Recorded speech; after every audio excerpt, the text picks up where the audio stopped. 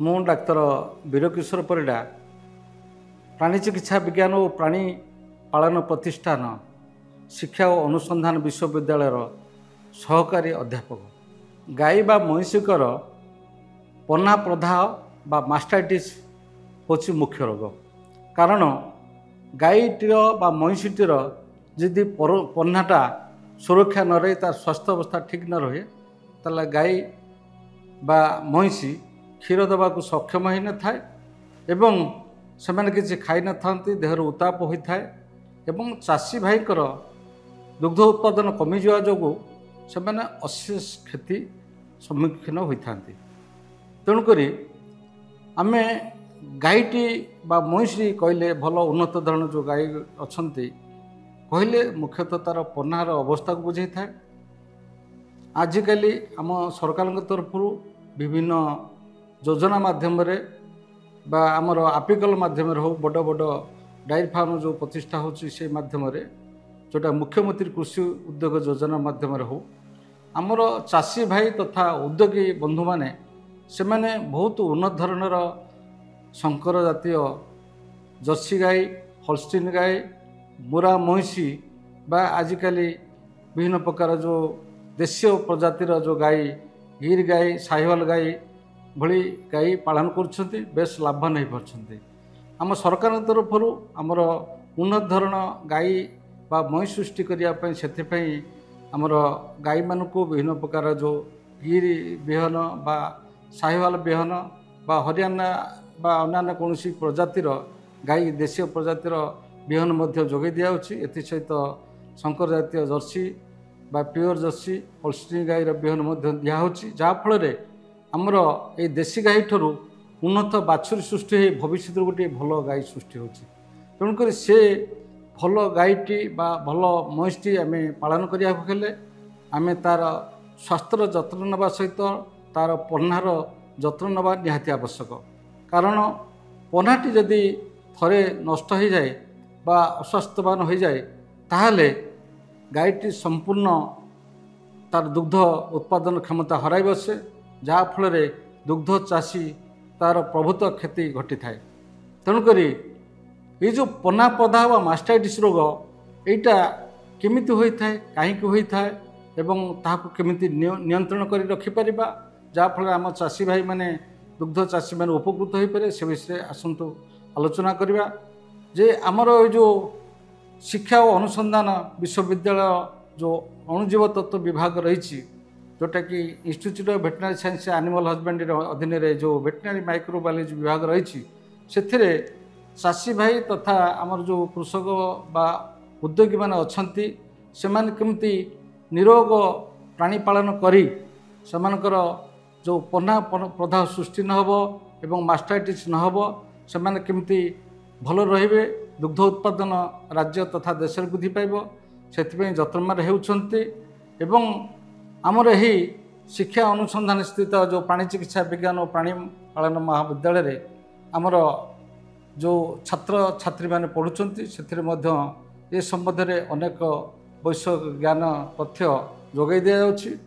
ତେଣୁ ଏଇଠି କହି ରଖିବାକୁ ଚାହେଁ ଯେ ଏଇ ମାଷ୍ଟାଇଟିସ୍ ବା ପହ୍ନା ପ୍ରଦାହ କହିଲେ କ'ଣ ବୁଝାଯାଏ। ଆପଣ ଦେଖନ୍ତୁ, ଗାଈଟି ହେଉ ବା ମଇଁଷିଟି ହେଉ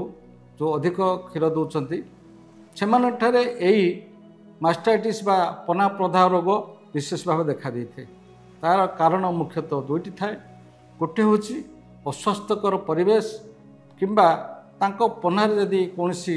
କ୍ଷତ ସୃଷ୍ଟି ହେଲା, ତାହେଲେ ସେଠି ପହ୍ନା ପ୍ରଦାହ ସୃଷ୍ଟି ହୁଏ। ଆଉ ଏହି ପହ୍ନା ପ୍ରଦାହ ମଧ୍ୟ ବିଭିନ୍ନ ଅସ୍ୱାସ୍ଥ୍ୟକର ପରିବେଶ ଯୋଗୁଁ ବେଳେବେଳେ ଚିରବାଟ ହେଉ ବା ଏଇ କ୍ଷତ ମାଧ୍ୟମରେ ହେଉ, ବିଭିନ୍ନ ପ୍ରକାର ଅଣୁଜୀବ ଯେଉଁ ରହିଛନ୍ତି, ଜୀବାଣୁ, ଭୂତାଣୁ, ମାଇକୋପ୍ଲାଜମା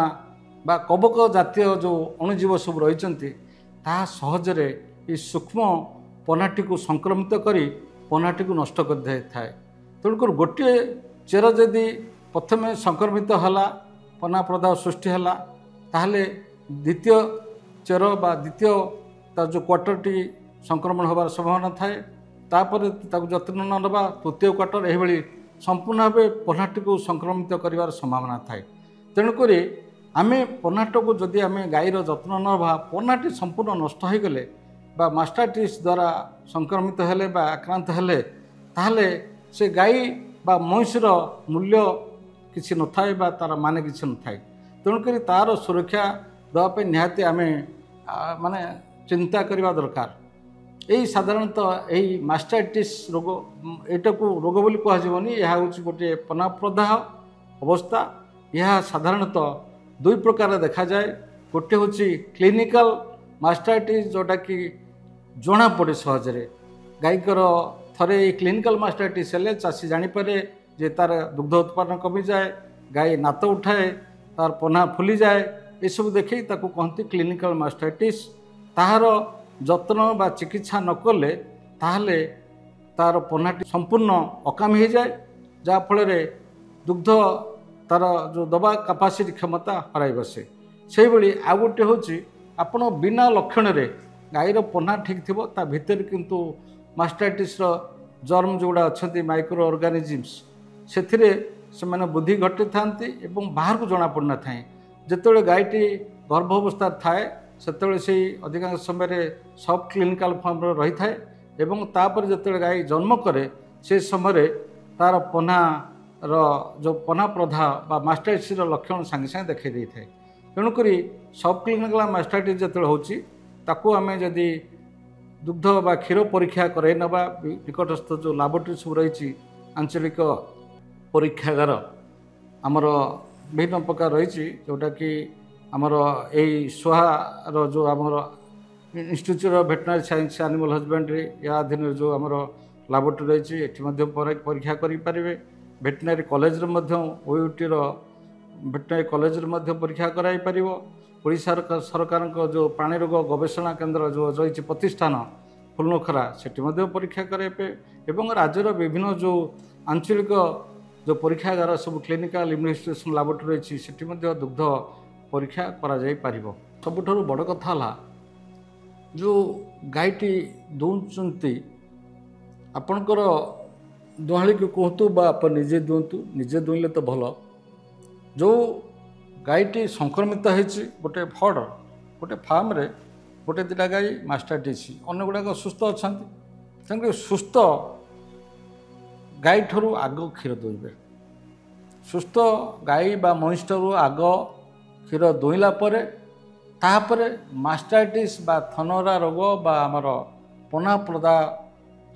जोटा हो जो गाई को ता परवर्ती स्टेज शेष दुईबे नहले ये संक्रमित जो गाई ठारू सुस्थ गाई को डेई डेई चलो से प्रथम सेटा प्रधान जत्न नेबे एवं जिते गाईटी दुईवा को जाऊँगी से लोकटी बा दूध दली हाथ परिष्कार परिच्छन्न होता ताकू दिन को सब दुई तीन थर तो दुई जिते शीघ्र आपण संक्रमित चोर बा पन्नारू ताकू निष्कासन करेंगे। आ गोटे कथा मन रखि था गाई जो दुआ हो आरंभ दुआ है दुईले छिड़ा अवस्था तो दुईबे शोई बसते तो दुई पारे तो छिड़ा अवस्था जो दौंती परिष्कार हाथ में परिष्कार नख काटि हाथ में परिष्कार पात्र रे परिष्कार पन्नारू क्षीर दौंती से समय पन्ना दुईबा परे तार पन्नार जो चेर से खोला टे थाए कहीं क्षीर बाहर बेले चेर रंध्रटी खोला थाए तेणुक से समय आपणकर क्षीर दुईबा परे आम गाई को आपणकर सबुज घास कि दाना जातीय सुषम खाद्य ताको से समय खाया दिंतु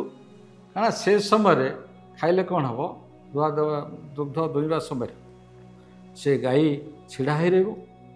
रहा मास्टाइटिस हबार संभावना कम कारण से समय जो चेर रंध्र खोला थाए से समय गाईटी जदि अधिक समय छिड़ा हे तो धीरे धीरे तार चेर रंध्र बंद हो एवं बाट बंद होगापर खाई सारापर जब शोई पड़ा ताहले ये मास्टाइटिस रोग संभावना कमिज तेणुक ये सब करने सहित आपणकर गोटे शुष्क ड्राई काउ थेरापी आजिकल व्यवहार हो सब मन रखु जे जो मैंने अधिक भल उत्पादनक्षम गाई रखुच्च फार्म प्रैक्टिस कर से ड्राई काउ थेरापी शुष्क गाई तार चिकित्सा पद्धति अवलंबन करतु। जिते गाईर दुग्ध लैक्टेशन थेरापी क्षीर दबा बंद हो आमर ड्राई माने गाईटी पड़िया हो आसूची पड़िया हवा शेष समय आम विभिन्न आंटीबायोटिक इनफ्यूजन 3 ରୁ 5 दिन पर्यंत तार प्रत्यक्ष करिपरिबा। एवं से ड्राई काउ थेरापी रे जतले ड्राई गाईर क्षीर नथिबो से समय पन्हार दिया लैक्टेशन पर दिया एवं जतले गाईटी पुणी लैक्टेशन हवा को जीव से समय ड्राई परवर्ती अवस्था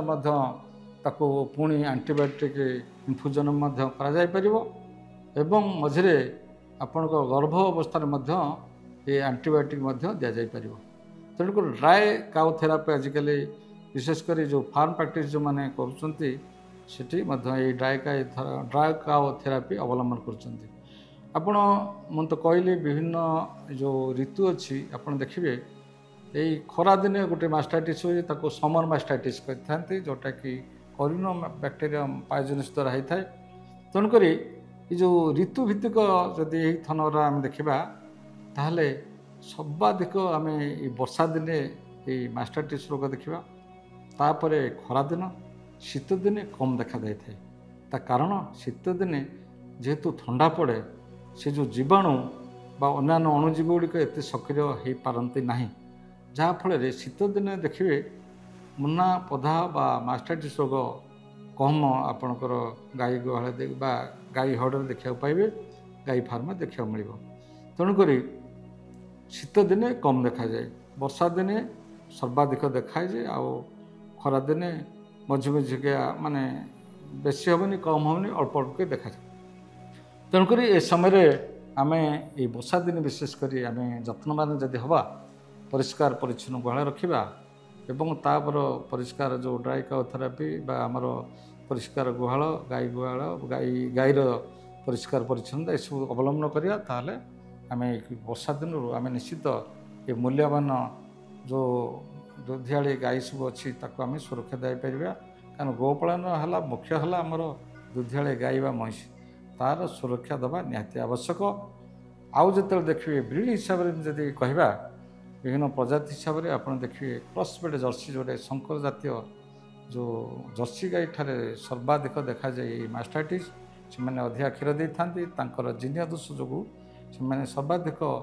ये पन्ना प्रधारे से पीड़ित होता।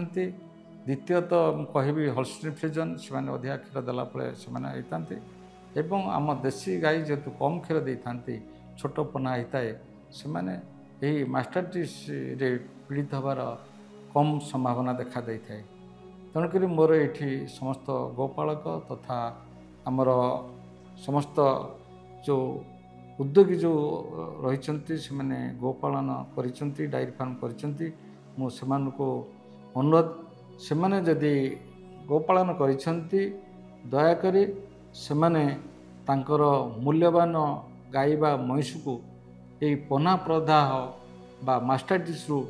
मुक्त रखतु और यही गोपालन अधिका लाभवान हुंतु। धन्यवाद।